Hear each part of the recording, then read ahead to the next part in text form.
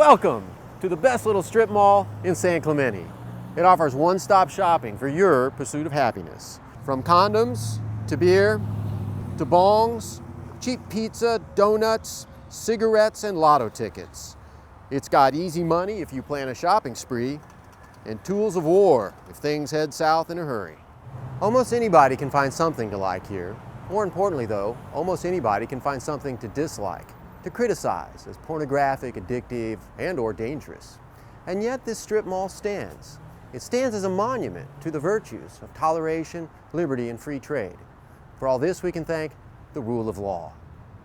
The rule of law, in its most basic form, guarantees that we can reliably predict whether or not our actions will land us in court.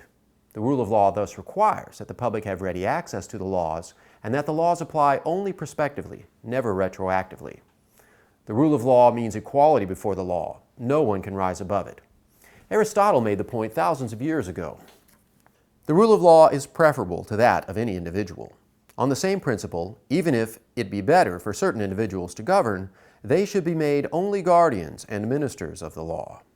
John Locke, in his second treatise, put the matter this way: freedom of men under government is to have a standing rule to live by, common to everyone of that society, and made by the legislative power erected in it, a liberty to follow my own will in all things, where the rule prescribes not, and not to be subject to the inconstant, uncertain, unknown, arbitrary will of another man.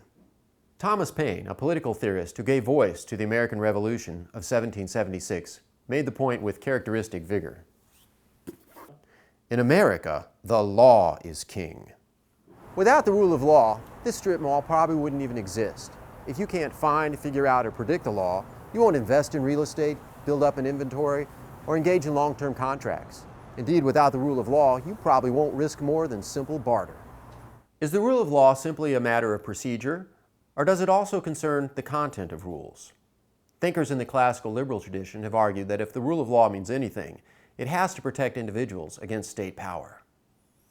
Nobel Prize-winning economist Friederich Hayek observed that the procedural aspects of the rule of law shape its substance. The rule of law must protect individuals against overarching state power, because otherwise complete power will create complete confusion.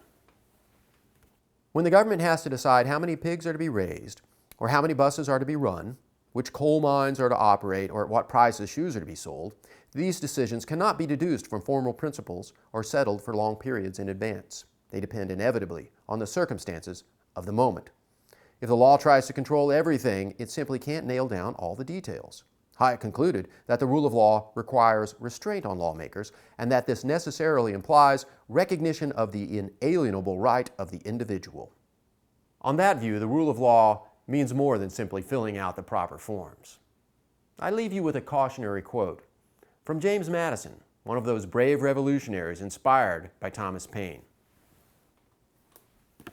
It will be of little avail to the people that the laws are made by men of their own choice if the laws be so voluminous that they cannot be read, or so incoherent that they cannot be understood, if they be repealed or revised before they are promulgated, or undergo such incessant changes that no man who knows what the law is today can guess what it will be tomorrow.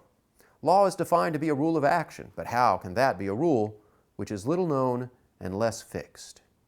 You don't have to approve of all the vices served by this strip mall to appreciate that it stands for a big virtue, the rule of law. The rule of law provides a necessary framework for civil society, allowing us to live together in peace and prosperity. Because the rule of law allows each of us an individual choice, we can each choose which of these vices, if any, to pursue. Me, I'm here for the haircuts.